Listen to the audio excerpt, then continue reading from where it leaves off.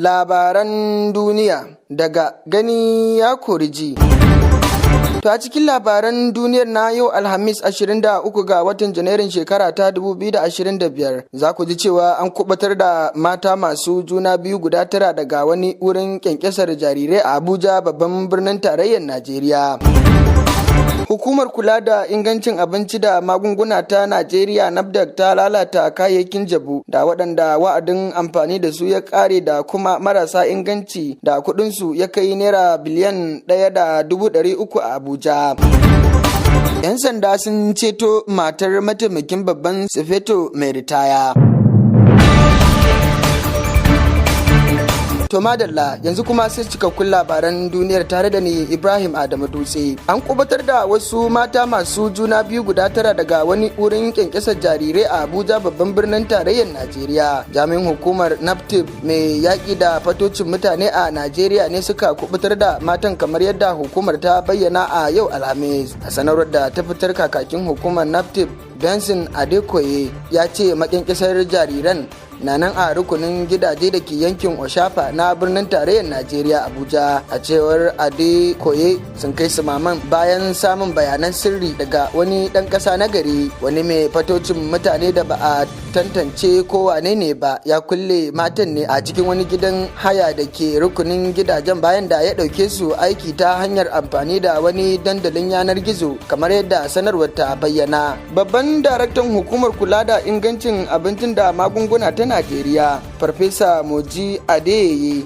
wacce ta sami wakilcin Festus Okadike, wadda ya jagoranci jami'an hukumar zuwa wurin zubda shara na Kuje da ke Abuja, ya ce kayayyakin da aka lalata sun hada da magunguna da kayan aikin asibiti da kayan kwalliya da na abinci da sauran kayayyaki da dama. Ha kuma NAFDAC ta lalata kayan abinci da wa'adin amfani da su ya kare da wasu kungiyoyin Najeriya da dama na ƙasa da ƙasa suka mika mata bisa raɗin kansu, ciki har da hukumar abinci ta duniya. Jami'an 'yan sandan Najeriya sun yi nasarar kubutar da Olashade Odumosu, matar wani tsohon mataimakin babban sufeto Hakim Odumosu, daga hannun masu garkuwa da mutane. An bayyana cewar kwamishinan 'yan sandan jihar Ogun Larry Ogunlowo shine jagoranci aikin da ya kai ga kubutar da matar Egg Odumosu mai ritaya. Kakakin rundunar 'yan sandan Najeriya Muyiwa Adejobi ya bayyana wa majiyarmu hakan yayin wata hira da aka yi da shi ta wayar tarho. A yayin sumaman an hallaka masu garkuwa da mutane. Adejobi ya kara da cewar jami'ansu sun kuma kwato kuɗin fansar da aka biya masu garkuwa a matsayin tarko.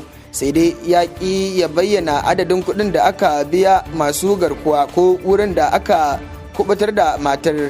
Adejobi ya ci gaba da cewar babban sufetin 'yan sandan Najeriya Kayode Ebetukun ya yaba wa kwamishinan da jami'ansa akan kokarin kubutar da matar. Wata sanarwa da ma'aikatar harkokin waje ta fitar mai dauke da sa hannun mukaddashin mai magana da yawunta Kembi Imomo Timi ta ce Najeriya ta zama ƙasa ta 9 da ta shiga ƙungiyar BRICS a matsayin ƙasa amintacciya da ta karbi goron gayyata domin haɗin gwiwa da kungiyar. Amma tsohon ministan harkokin kasashen waje Bolaji Akinyemi ya soki wannan mataki a daidai lokacin da wani masanin tattalin arziki ke ganin an ɗauki matakin dawo da Najeriya da martabarta. Wannan kungiyar da aka fi sani da BRICS kungiya ce ta manyan kasashe masu tasowa da suke bawa junansu wani dandali na musamman don haɓaka kasuwanci da saka hannun jari da haɗin gwiwar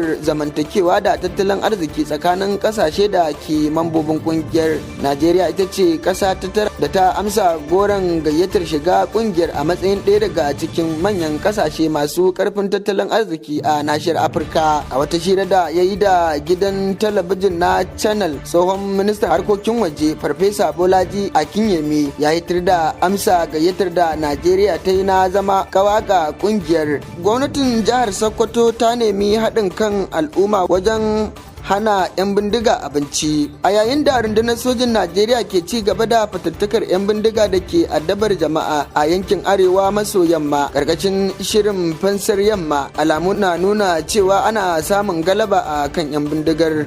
kwaje laraba jami'an tsaron al'umma da gwamnatin Sokoto sun ce sun kama mutane 13 da ake tuhumar su da sayowa 'yan bindiga abinci da sauran kayan bukatunsu, kuma hakan ne ya sa gwamnatin Sokoto ta ankarar da jama'a musamman waɗanda ke zaune a gabashin jihar, waɗanda su ne mafi kusa da inda barayin ke gudun ceton rai, da cewa su yi taka tsantsan. Labaran duniyar na zuwa muku ne kai tsaye daga sashin labarai da al'amuran yau da kullum na Gani Ya Kori Ji Radio Online. Za kuma ku ci gaba da karanta wasu rubutattun labaran duniyar da muka wallafa a shafinmu mai lakabin www.ganiyakoriji.com ko kuma a YouTube channel, Facebook da Instagram Gani Ya Kori Ji. To madalla, yanzu kuma labaran duniyar zai ci gaba. Asibitin koyarwa na Malam Aminu Kano ya musanta zargin cewa ma'aikatansa sun cire mahaifar wata mai jinya ba tare da izininta ba a lokacin haihuwa, tare da bayyana ikirarin a matsayin zargi marar tushe da yunkurin zubar da kimar asibitin a idan duniya. Wannan na zuwa ne bayan da wata mata ta fito a wani shahararren gidan rediyo da talabijin mai suna Birkete Family, inda ta yi zargin cewa a shekara ta 2017 a yayin haihuwa an cire mahaifarta ba tare da saninta ba, yayin da labarin ya ɗauki hankali musamman a shafukan sada zumunta, wadda ake ganin cewa asibitin ya yi sakaci. A cewar matar, a shekara ta 2017 ne aka kwantar da ita a asibitin domin ta haihu, ba da dadewa ba ta fita a hayyacinta, amma bayan kwana 6 da ta farfado aka sanar da ita cewa jaririn ya mutu kuma an cire mahaifarta ba tare da tuntubarta ba. Amma martanin babban daraktan asibitin Dr. Abdurrahman Abba Sheshe ya karyata zargin, inda ya bayyana cewa cire mahaifar nata ya zama dole a lokacin domin ceton ranta saboda babbar barazanar da ke tattare da ita. Dr. Sheshe ya ci gaba da cewa an sami amincewar aikin tiyatar cire mahaifar tare da yin watsi da ikirarin cewa an cire mahaifar ne ba tare da amincewar majinyaciyar ba, inda ya kira hakan da wani yunkurin batanci da aka shirya domin bata sunan asibitin. Sai dai asibitin ya ki fitar da kofin fom din amincewa ko bayyana ainihin wadda ya sanya hannu kan tiyatar cire mahaifar matar, lamarin da ya kara rura wutar raɗe-raɗi da jama'a ke yi game da rashin da'a da karya dokar aiki. Hukumar UNICEF ta ce tana buƙatar sama da dala miliyan 250 don magance matsalolin da suka addabi yara ƙanana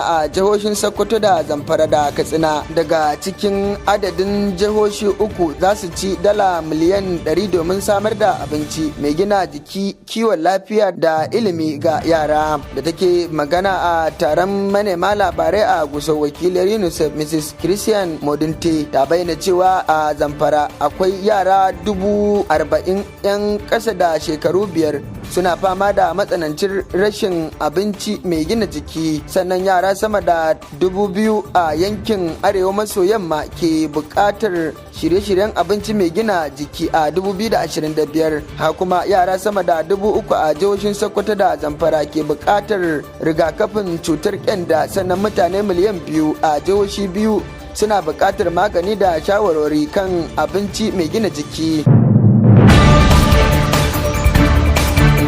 To labaran kenan a madadin sashin labarai da al'amuran yau da kullun na Gani Ya Kori Ji Radio Online, editan da ya tace labaran Muhammad Sardauna, ni da na gabatar Ibrahim Adamu Dutse ke cewa a ci gaba da kasancewa tare da mu lafiya.